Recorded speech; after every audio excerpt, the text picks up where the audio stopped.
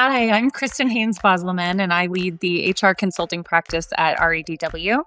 And we're here today because it is Data Privacy Week. And so I thought it would be fun to talk to John Graham, who leads our Cybersecurity Advisory practice, about how data privacy and cyber risk affect HR professionals. Because I think it's one of those things that HR pros, we worry about it, and it kind of hangs out there, and we don't really know what our role and responsibility is around it outside of some very basic things when it comes to employee medical files and things like that. But we don't know. Is it IT's responsibility? Is it legal's responsibility? Who owns it? So I'm excited to be here talking with John today. I love learning from John, and he actually taught me the difference between data privacy and cybersecurity. And so I'd love for him to share a little bit about that today for our HR pros who might be listening. All right. Thank you, Kristen. And it's great to be here to talk through this and share. Honestly, I think you're right. There are some misunderstandings in the world and misnomers around privacy as well as cybersecurity. So, first, fundamentally, cybersecurity is where the protections and the controls come from. Um, Privacy is the data element itself. So, for an HR professional, as an example, you have some of the most privacy related data on employees. You've got the name. A lot of times you'll have the social security number, their home address, phone number, spouse's name. All of those things are created around what privacy calls personally identifiable information, or PII. And it's super important that it is protected. Most of the states across the US have individual privacy laws.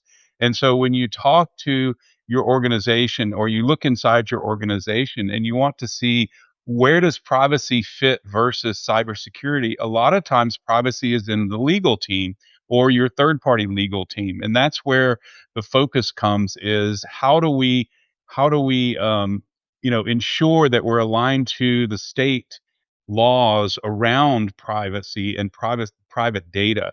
The cybersecurity side normally fits in the technology world or IT world of a company, because they're providing the controls around that data element, just like they would provide the controls around the financial data for the company. It's just a different type of data to them. But they're going to provide the controls and the policies and things like that on how to make sure that it is actually wrapped in some technical control or a process to keep it safe. So that's sort of how those two differentiate from one another. But it is important to realize that the states themselves in the US have different privacy laws. And then, if you look at European Union, there are different privacy laws there as well. So if you are employing people in different areas, it's important to understand what do you have to do in order to protect that information. Or if you accidentally lose it or accidentally send it out to the wrong person, what do you have to do in terms of what's called notification to that employee that happened? So those are all things that fit around privacy. Again, usually in the legal world. Right. Okay. So I hear, so there's some ownership there with IT, there's some ownership there with the legal team. So talk to me about what our HR consulting clients, so these HR leaders, what should they be doing in order to make sure that their organization is safe, that the privacy, that the data privacy that they are responsible for is protected, and maybe haven't really thought about this. I would love to know kind of what's the urgent stuff they should be doing if they haven't thought about it at all, and what's the long-term strategy there for an HR leader? I think one of the biggest things is just pay attention to the awareness that's happening within your company around cybersecurity as well as privacy. And if it's not happening, I would say that would be your first step. Is back up and ask around within the legal team or ask around in your technology team, what awareness training do we have within the company around how to handle data in a secure manner? Or if something happens, what do we do? How do we address the fact that something just got sent out by mistake? Because those are the basics of just learning, right, to say, well, this is what's appropriate and what's not appropriate. I think as HR professionals, you're already in a situation where you know a lot of the information you handle is considered confidential or should be protected. I think by nature, we know that. And so when you combine those things around a name, an address, and you start building out what we talked about earlier, that PII or personally identifiable information, then it becomes a different level of a data record. And so it's important to not only understand when those things are put together, how to handle them, but it's also important to know how to handle them in general, along with the role that you have. So that's interesting, the role that you have. So if I have an entire human resources team that has access to an HRIS system or paper personnel files or things like that, what can I do to protect the organization from risk in terms of those individuals? Like, is there training that I should be making sure those people are doing? Are there different ways I should be setting up their roles within software? I'd love to hear more about that.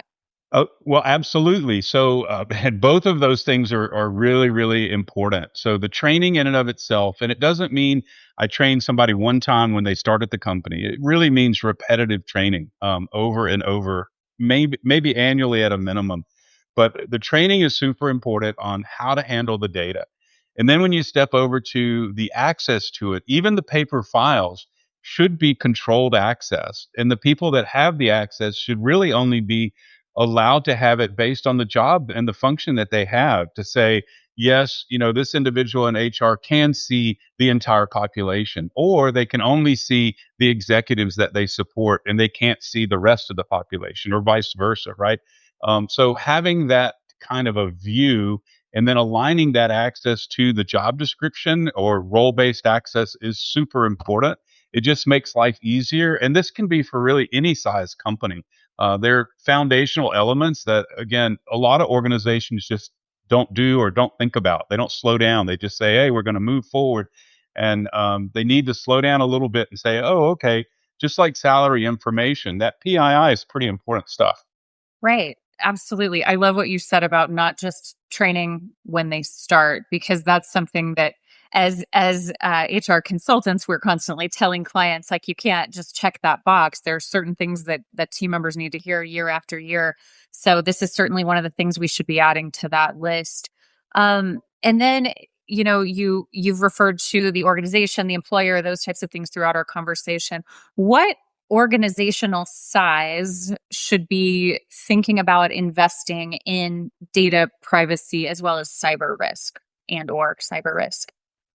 Yeah, it's a great question because smaller companies tend to take more risk in general because they feel like, okay, well, my loss is not that great. Unfortunately, the privacy laws are down to one person, one data element. They don't specify if you lose 1,000, then you have to notify. No, they basically say if you lose one, you have to notify. So what I try to encourage companies to do, especially when they're starting out, is go ahead and build those foundational processes, build the muscle memory.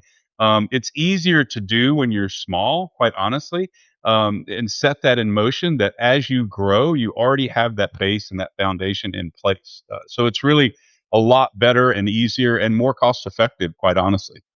Right. I love that, because that's, again, it's how our service lines at REDW are so complementary, right? We're saying the same thing. And I think proactively getting ahead of risk, no matter how small your organization is the way to go. And we say the same thing in human resources. Get your policies in place, plan for the growth instead of anticipating that there won't be any risk. I think it's so cool that we get to work in this firm where we have all these complementary service lines that are here to support our clients through their entire life cycle.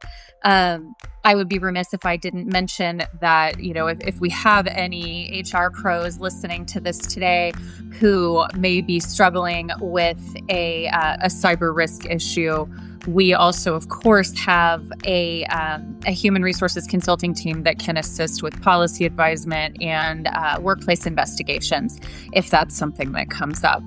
So we'd be here for that, and we would love to support your clients, and we're happy to share you with our clients as well. So thanks so much for talking with me today, John. Yep, absolutely. Thanks for having me. It's really been a pleasure.